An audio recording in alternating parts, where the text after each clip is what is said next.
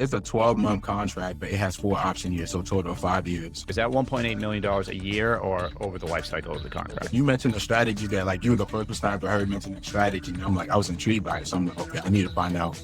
I need to pick his brain. I need to understand how he does this. I get you. What strategy was it? Do you remember? It was, I think that ended up working out for you, right? yeah, exactly. That's exactly what I did. So I started this program in January. So January started the program. I was going through the video, going through the courses, taking down notes, and everything that you were saying in the courses, I was applying it like instantly. Like if I hear like, hey, you should go ahead and do this, I was doing it the next day, just keep applying what you're saying to it. So what happened is I went and I reached out to the small business office for the Army. I found actually prior to that, I found the acquisition forecast for the Army because I did the research. I went through the USA spending. I saw who buys what I'm selling. So I saw that the Army was a big buy for what I'm selling. So I found the acquisition forecast. I reached out to a couple names on the acquisition forecast, and then I ended up getting in touch with the small business office for the Kansas. And then he took the time to help me out, to help me kind of tell me the things that I need to get in order to really make myself competitive and really make myself visible to the customer. Oh, cool. So I applied everything that he told me. So that was the small business office. So they were helpful. Yeah, they were helpful. And sometimes you hit one that like really is helpful, right? It's just, it's kind of hit or miss, but no, that's awesome. And then the best thing is that like we kind of built that rapport. So then I was able to contact him multiple times to kind of get his suggestions, ideas, and feedback and things. Right. So that was definitely good. Okay. So was it the small business office? Did they help you find or source the opportunity that you ended up engaging on, or did you find that first? And is that how you like kind of got in touch with him? Yes, exactly. So I found the opportunity first, and then the name PDF of the Excel sheet, I thought the name was the contracting officer, but when I called them, it was actually like somebody from the small business office. Interesting. Yeah. Okay. Well, it sounds like it worked out. Yeah, it did work out. So what happened was that if I had any question, I would ask it to the point of contact, and then he would email the contracting officer on my behalf. Nice. Yeah. And sometimes, you know, that's what you need. Cause like I'm just putting myself in that position, right? Because like, if you have a lot of companies contacting you, it's like, all right, but if the small business office, if someone from the government contacts you, you owe them a response, right? You should be responding to all the companies too, but you know, sometimes you just don't make the pecking order. So first, like I know we just kind of jumped into this here. So why don't we back up? Why don't we back up a second? So my name is Harold Pagola. I'm the owner of GovClose Solution Incorporated. So we're our company, we're an IT cybersecurity company where we provide network security and network integration for the federal agency. So we secure and optimize our clients' network while building a lasting relationship based on trust and exceptional services. Okay. Our bread and butter is really our Palo Alto firewalls. So we really specialize in anything from network design, integration, to implementing those firewalls into your systems. Okay, interesting. And how did you learn how to do all this? Oh, so I've been in tech for about 5-6 years now. When I came out of college, I've been doing government contracting ever since I got out of college. So I've always been in the landscape, and then my career path kind of took me to the network security route. And then once I found it, I realized I could specialize in something instead of like knowing everything. I could specialize in this, and I'll make this work for me. Right. Where did you grow up? I grew up in the DMV area, so I grew up in Maryland. Again, did you say Indiana? No, DMV, Maryland. Oh, Maryland. Okay. Well, hey, there ain't a better place for doing government contracting, right? So, all right. So you were born in the heart of government contracting, or at least that's where you grew up. Where'd you go to school? I went to Salisbury University. Okay. What was your major? I majored in information systems. Yeah, well, that makes sense, right? Okay. I actually started off in physical therapy because I played college football, but then I switched over once I realized like, there's more. There's a better way. Yeah, that's for sure. I mean, that's hard on you physically too. Now, but by the way, even if like you make it to the pros, like what is the average lifespan of a professional player, right? Yes. You know, you need something, you know, you need to fall back on something. Okay. So you made the switch, smart. And then you got out, you said you went into government contracting right away. Yeah. You started specializing, learning, and then eventually you come into GovClose. I'm assuming you found us on YouTube. I actually found you guys on LinkedIn. Oh, so you did? I did a lot of research. I was researching, everybody's a guru nowadays. So it's kind of hard to pick out who actually knows what they're talking about Yeah. versus, and then I know, what stood out about me to you was because since I've been working in government contracting, I work with a lot of like military people. Mm-hmm. So, the fact that you were you were prior military, and the fact that like when you were saying certain things, it was things that I heard that we talked about in the office. So I'm like, the lingo was matching so it was like, okay, so I know that he knows what he's talking about. And not to mention, you mentioned the strategy that like you were the first person I've heard mention that strategy. And I'm like, I was intrigued by it. So I'm like, okay, I need to find out. I need to pick his brain. I need to understand how he does this, et cetera, et cetera. I get you. What strategy was it? Do you remember? It was the teaming agreement when you mentioned how, hey, if you find the opportunity, make sure if you can get in contact with anybody from that office, whether it's a small business or whatever it is, then you reach out to the department, you let them know, hey, I have this competition. So you kind of form that team agreement from the start. Well, that I think that ended up working out for you, right? Yeah, exactly. That's exactly what I did. That's probably why it resonated with you.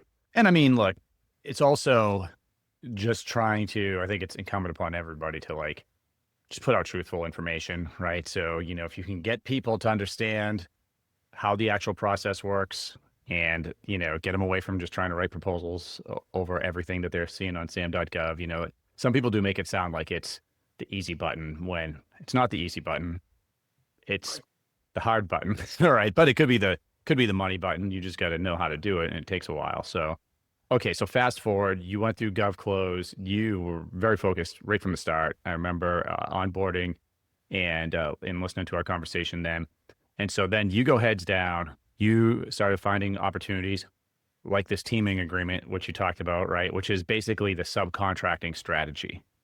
And for anyone watching, like I still have clients that have based their entire companies just on subcontracting for government contracts. It can be very lucrative. So describe the opportunity. Like what are you going to be working on and how much was the contract for? And, any other details that you think would be interesting for people. Yeah, sure. So the opportunity is for the Army, the customers, the Army in Kansas, Fort Leavenworth. It's ultimately a help desk support. We're going to be supporting one of their major school system, and we're just making sure that everything's up and running. If anybody have any issues, they come to us and we're able to resolve that issue. It's a 12-month contract, but it has 4 option years, so a total of 5 years on the contract. Is that And 1.8? Sorry, is that $1.8 million a year or over the life cycle of the contract? Over the life cycle of the contract. Okay. All right. Great. Ultimately, I guess the biggest thing was just getting in, like, and you're putting the door, building that connection. A lot of people don't know about it because even when I did the research on the contract and I was using like other database and tools, the last incumbent that won that contract, it was only 3 people that bid on it. So it's one of those contracts that a lot of people that they're not even looking in that area. So if I can get into that area and then build that relationship, who knows how far it will take us. Oh, absolutely. And what's nice about it too, this is something else I like about this strategy. And just for anyone watching, core to the philosophy, if this is like the first video someone's watching on YouTube, core to my philosophy, I'm assuming yours now as well. Find the opportunity as far ahead of the solicitation as possible. And you're building relationships with the government. And that is it's going to go a long way, right? So constantly making sure, especially now that you're on contract, making sure that we're delivering, constantly reaching out and, hey, are there any problems, right? And then, so when the government knows that you're going to, not only are you responsive, you're proactive and you're going to make sure everything's working, you're going to be the first one they turn to when they need something else. And you're already on contract. So now it becomes a little bit easier to put you on contract again. And since you're the one that found this opportunity early, this is like sometimes a problem with subcontracting is that the prime wants to maintain the relationship with the customer and keep the subcontractor out. But we're reversing the game. We find the opportunity. We reach out to the government before the prime even knows about it, before we even know who the prime's going to be, start establishing that relationship. Then we go and find the prime to partner with. And so now you already have the relationship going into it. So for the prime to say, hey, I need you to step off, pretty hard for them to do that at this point. Exactly.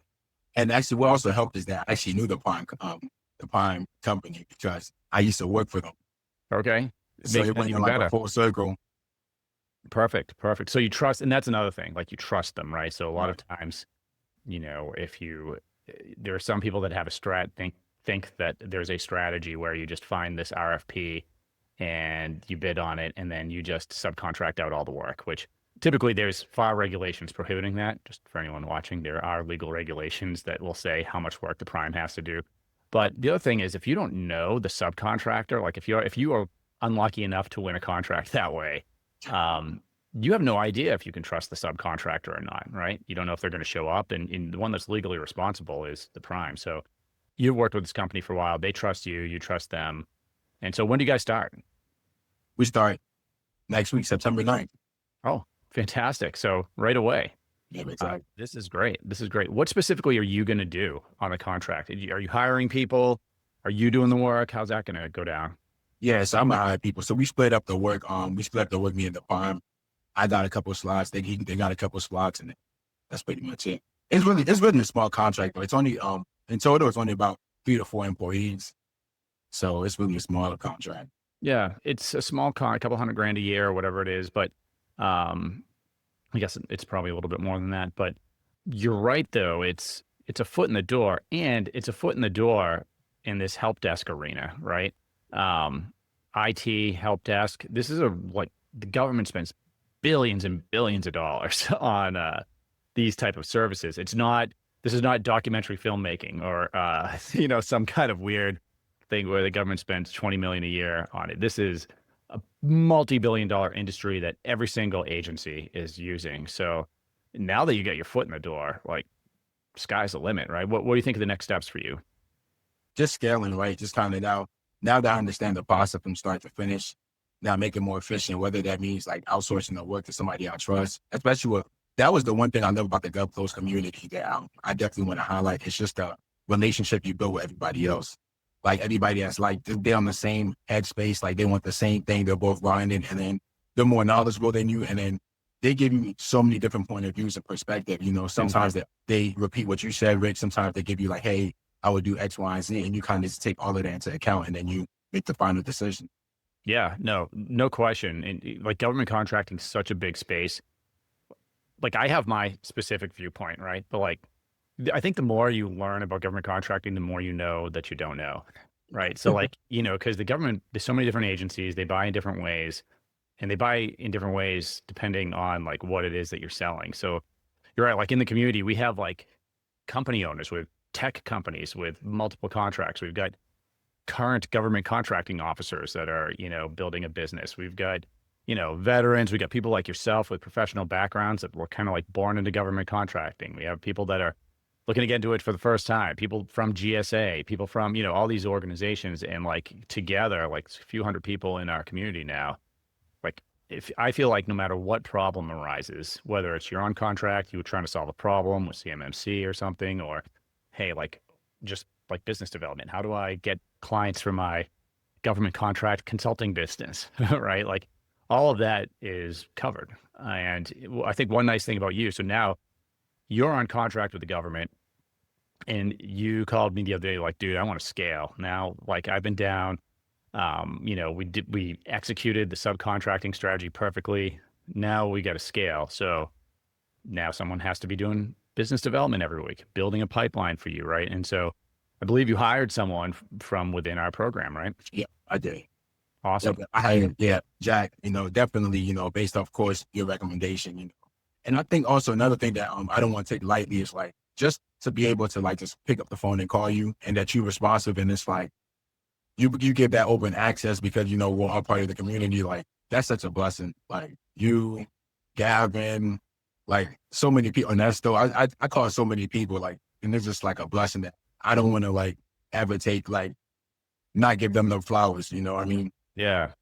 Well, what I like about it is everyone's not competing with each other, right? It's like the government contracting space.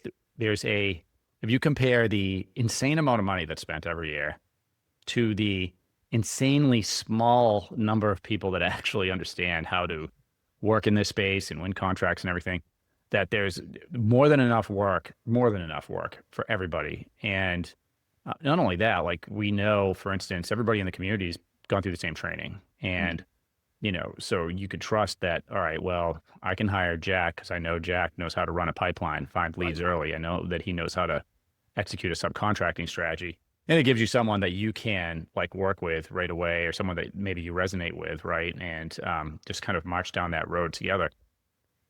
What are your thoughts on what your revenue goals are over the next 5 years? I know the first couple of years, I'm gonna really invest a lot back into the company. So that's my whole thing is kind of everything I make, kind of putting back into the company and using that to scale the team. And then just take it one year at a time. I don't think I have a 5-year goal as a moment. I just want to make sure I get that foundational piece established and then have like a system that works for me and for Mhm. my company. And then I'm gonna start thinking about like the revenue goals.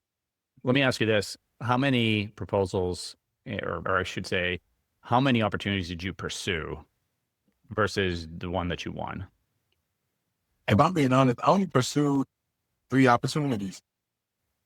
That's a 33% win rate. Yeah. That's awesome. Okay. So dude, that's great. And that's exactly what you want, right? So now subcontracting. So we can't say that, hey, because this is one of the things that I think people, they advertise. And by the way, like I might even put a thumbnail out that says something like this, but it's kind of false advertising, not just kind of. If you say I won a $1.8 million contract with the government, a lot of people might see that and say, all right, he's got a $1.8 million now. Hold the phone, right? This is actually a prime contract. You're a subcontractor, right? So you're getting a piece, the prime's getting a piece, and it's a multi-year contract. So you've got to bill the government, monthly or whatever. And, so that's going to be funding that's probably going to come to you guys over the next 5 years. You have like secure income coming in over the next 5 years, which is awesome. But now we just need to build upon that, right? So I think what I would tell Jack, and I've helped him a little bit as he's starting to work with you here coming up, is I would want to know, what does a company like yours on average make with the government? What's the range, right? And then based off of that, then we'll have realistic goals. So you can actually set how much money you're going to make or what your goals are going to be each year. So it may be that, and by the way, in this space, the sky's kind of the limit. But let's say that, because you've won this one, let's say that you set a $5 million contracting goal for the first 2 years, right? And you have a 33% win rate, which basically means that, in my mind, that you need Jack to build a pipeline that is about $15 million a year. And I would probably have it be bigger than that, because 3 opportunities that you've gone after, time will tell. As you start increasing the amount of opportunities you're going after, we'll know what the real close rate is. But it's a good sign, right? So, but this is how we build the pipeline, right? So if Jack builds a pipeline that's $15 to $20 million, and we want to close that $5 million that first couple of years, we should be able to do it. Now, he could build it a lot bigger than that, and I would go just down the road of what's already worked for you. Subcontracting, find opportunity, find prime, meet with office, usher it down there, have a solid go, no-go process for you. Yeah, man. I mean, the sky's the limit. I think you can make a lot more than that also. How are you set up, just for everybody out there? Small business, any set-asides or anything right now? I don't even have any set aside yet. Okay. So I'm planning to get that eventually, but I want to get that when I already have when I'm like when I'm going like straight, like, I'm in the heat of everything, and I want to get a set aside to this, set me up again. Yeah. So we have a lot of experience working with companies, small businesses, the different certifications and whatnot. And I always tell people, look, the certifications, most of them don't move the needle a hell of a lot. They can give you a little bit of an advantage. The exceptions to that, I would say, are 8A and the SDVOSB if you're selling to the VA. I don't believe you have a military background, right? So you may find 8A down the line. And by the way, like, since you know how to execute, a lot of companies with 8A don't do anything. But the ones that know how to execute, you could look at their company and you see when they get it, and then bang, 20 million a year, 30 million a year, 40 million. Exactly. But then a lot of them, the problem is they get that certification. They've won a bunch of 8A sole source awards, and because that's really the benefit. You can win sole source awards without competition. It's a much easier justification for the government versus the normal process. But if they don't have a plan, if they don't know how to win contracts without that certification, you graduate from 8A. So then a lot of times you see all those contracts die off 9 years later, and it's a problem. But I like how, like, your first one had nothing to do with that, right? Nothing. So now you're building that base. And then, if you do get a certification down the road, may help you grow your business even more. Exactly. Yeah, no, that is awesome. What a great plan. By the way, I have you made me think of one company I worked with. She's a woman-owned small business in not the same exact arena you are, but cybersecurity. And she just won $1 billion blanket purchase agreement as a subcontractor. So there's a prime on there and her, but I say just was like a year ago or so. But like, you can go really, really far, really, really far. I'm really excited for what's going to come for you. I'm excited too. I'm excited to work with Jack too, just the whole team. I'm excited to build my team, and then like, let's get it, let's get the grind going. Oh yeah. What would you say to somebody that is kind of on the fence about getting into government contracting? Whether as a business owner or, hey, I just want to work in this space. What would your advice be to them? I just be honest with them. It's whatever you make it. First and foremost, like, if you're lazy, like, you can't do nothing. Like, there's no easy road. There's no easy road, whichever way you choose. Like, I know sometimes, like, they'll see somebody's success and they'll be like, oh, that was easy. But it's like, nothing was easy about it. Like, they don't know the things I did when everybody's sleeping in the middle of the night. They don't know the things that you do and stuff like that. So there's no easy road. But if you had the mentality where you're resilient, like, even though you get no's, you don't fall down, you get back up, and you believe in yourself, and then you trust the process, and you're willing to invest in yourself and invest in mentorship. It's like, go for it. Oh yeah. Anybody who's meant to be an entrepreneur or a business owner, everybody would be, right? Yeah. No, absolutely. Absolutely. No, that's great. And then how about as far as GovClose is concerned, who do you think is the right fit for this program? I think somebody that's willing to invest in themselves, somebody that's serious about it too. Cause I think there's a lot of time where people will start off, but then they realize they're not too serious about it. So I think even before you even decide to invest any type of financial money, you got to make sure that you really want this. And once you really want it, I think the program, you make a pathway that is guaranteed success, in my opinion, if you follow the path. It's literally like, if you apply the steps, because I didn't do anything different other than what you tell me. I just applied it every single day. And if it didn't work for one company, okay, I did apply to the next one. And it's just do the same thing over and over. So you just won't have to one. It's not a secret. It's not a secret to anybody. You're not gatekeeping. You're telling us exactly what to do, exactly how to do it. If you run into any roadblocks, how to avoid those roadblocks.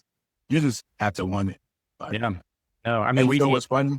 Go ahead. I try to convince I have some friends back home. I try to convince them, to join the course.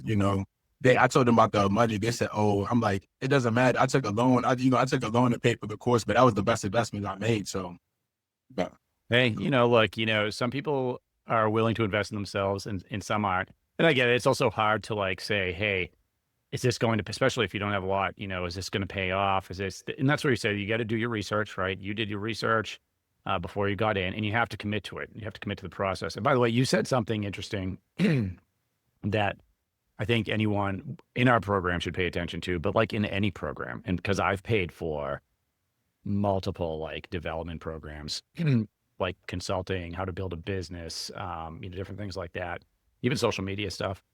But you said that as you were going through with the program, you were implementing it kind of as you saw it, so because I think that a lot of, you can watch a video, you can like put a deliverable together, but if you never implement what you're learning, nothing's going to happen. Right. So. Exactly.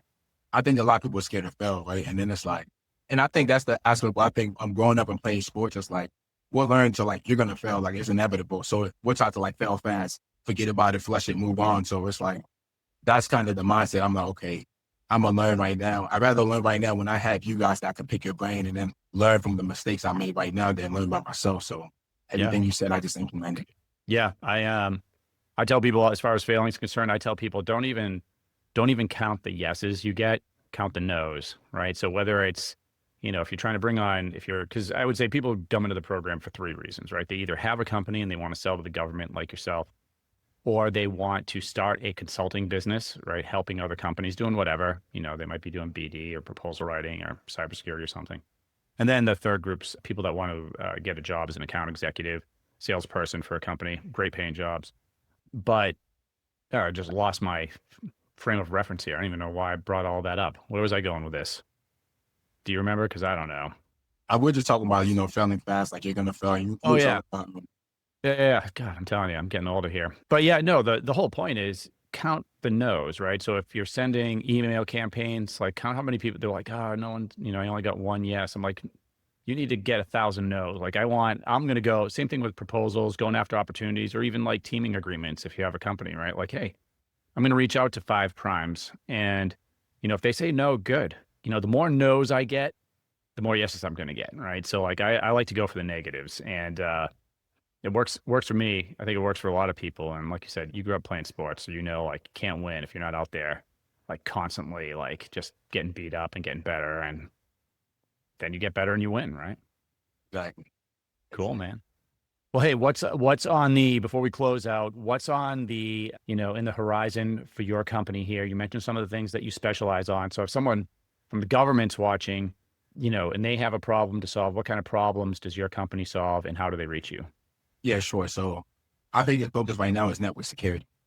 So if you don't know that the state of Nevada, this actually went through a whole cybersecurity breach. And Oh, a lot of time it's like I think we undermine network security. Like everybody knows cybersecurity, but not the network security, because the network is everything. It's the backbone for everything that connects everything. So that's our focus. It's like firewalls, Palo Alto firewalls, and really adding that layer of security into your system. okay. Yeah, that's interesting, because I don't think I've heard anyone like differentiate. Usually they just say, hey, cybersecurity, I can do anything. But you're like, hey, it's network security, and it's overlooked. So for not just for the government agencies out there, but for any primes that are looking for someone to, provide that network security piece, I think that your business would be a good one to reach out to. How can they contact you? They can follow me on LinkedIn. They can also check out my website, and then I also have my phone number. I don't know if you want me to drop it in the chat or just Why don't let you you. why don't you drop your why don't you say out loud your website, and then Okay. I'll put for anyone watching, I'll put your links into the show notes so they can get you. So my website is govasolutions.com. Okay. GOVA. GOVAS solutions with an S at the end. Okay. Copy. And yeah, if anyone else there wants to reach out to Harold, you can also go to the show notes. I'll put everything in there. Dude, thanks for coming on and talking about like your great success recently here. I'm really looking forward to seeing what you're going to do over the next couple of years. So I would say like maybe 12 months from now, we do a follow on to talk about the $10 million in contracts that you've won or whatever, wherever you're at. Hope you great. Also, like I said, man, thank you so much for the mentorship. I don't take it for granted. So, if you're ever in the DMV area, just let me know. We can go grab some lunch or something. Absolutely. Lunch is on me. Actually, lunch should be on you. You just won one contract. So, all right, man. Hey, thanks again. And yeah, for anyone out there, Harold's awesome. Definitely check out his website, check out his LinkedIn. He's doing great. So if you're a prime, you're looking for someone to do some subcontracting work, he's absolutely your guy. If you're looking to get into government contracting, either as a business or as a consultant, or you're looking for a job, check out govclose.com. You can see the same program Harold went through. We'll see you on the next episode. We're going to dive into federal analytics, maybe on network security. I think you've piqued my interest. We'll take a look at how the government spends money on network security, and kind of core to something we teach in the program. All right. Cheers.